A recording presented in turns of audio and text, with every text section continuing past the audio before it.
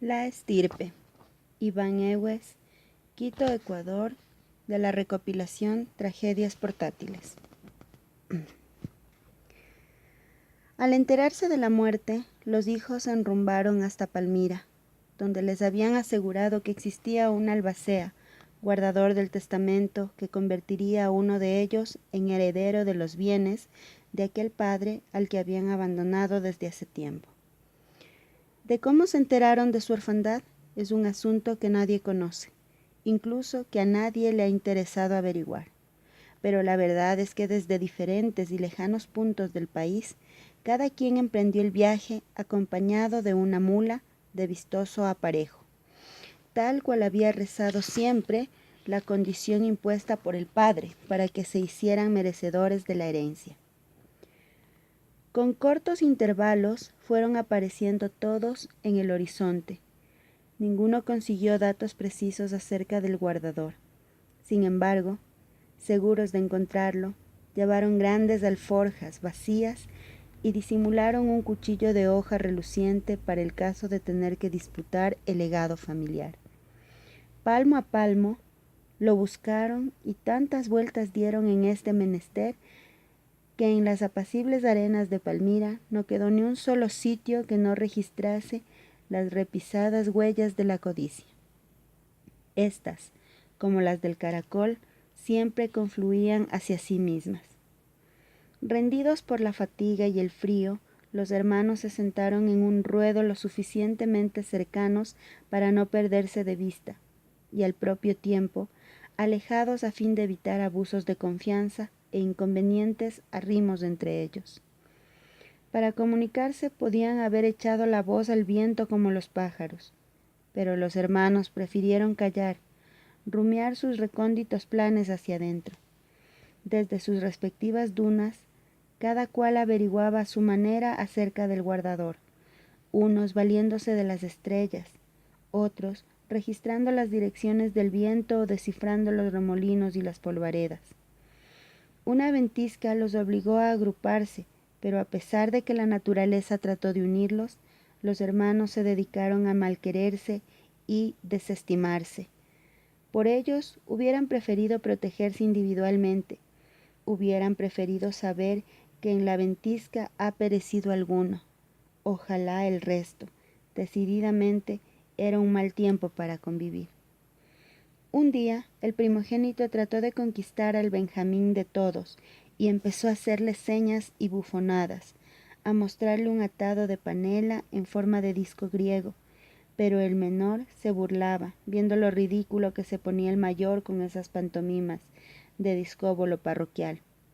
Sin embargo, terminó acercándosele, atraído no tanto por las ofertas, cuanto por la curiosidad de saber si su hermano era tan parecido a la madre como aseguraba la gente que le había conocido antes de que él renegara de su casa.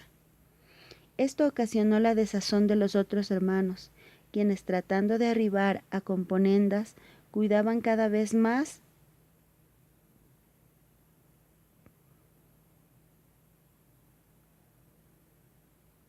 sus pertenencias, terminando por ahondar la desconfianza, por vituperiarse como enemigos y enseñarse las hojas de sus cuchillos, verdaderos espejos de la muerte. Impotentes y agónicos emprendieron el regreso, con el rictus de la derrota. Cada uno pensaba que en el arenal quedaron enterradas las últimas esperanzas de llegar a ser tan ricos como su padre. Sedientos y famélicos, alcanzaron a llegar a la estación del tren donde había una fonda para ranchearse y beber. Ahí se apearon, y por lo estrecho del local no les quedó otro remedio que sentarse a la misma mesa. Pero a pesar de que la vida nuevamente los juntaba, los hermanos no quisieron ni hablarse, más bien sacaron sus cuchillos y los ostentaron sobre el sucio mantel. Detrás del mostrador apareció un anciano somnoliento, a preguntar qué deseaban los señores. Un pondo de agua, coincidieron todos. Ellos querían un pondo de agua para cada uno. No lo querían para compartirlo, no lo querían por la frescura que guarda, Pedían solo agua por no gastar un cobre de la fortuna que cada uno había acuñado y de la cual aún no se sentían satisfechos, porque se puede calmar la sed del desierto, mas no la del oro, tenaz e insaciable. Entonces el anciano, después de mirarlos lastimeramente, les dijo: Yo soy aquel padre a quien abandonaron hace años, unos creyéndome pobre, otros acusándome de avaro. Todos lo interceptaron y lo increparon por estar aún vivo, y se molestaron por haberlos hecho enalbardar las mulas con tan lujosos ásperos.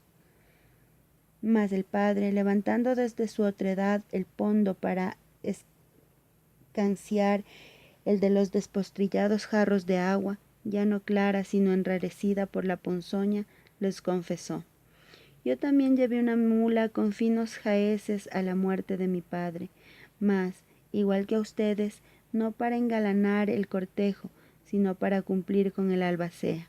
Yo también llegué con grandes alforjas vacías para heredar lo que más pudiese, y así como éramos dos manchas de un mismo aceite con mi padre, así ustedes son los charcos donde me veo retratado. Los ecos de mi voz en el abismo de la usura. Ahora que todos han bebido el agua emponzoñada, voy a revelarles algo. Yo fui esa sombra que acuchilló a mi padre en la alta noche. Fui pirata y salteador de caminos. No fui un cobarde como ustedes, que no han pasado de rezar para que me muriese. Yo lo enfrenté, no solo para despojarlo de todo lo que originariamente había acumulado, sino para maldecirlo por no haber acuñado más. Tránsidos de dolor, los hijos se precipitaron en inexorable agonía.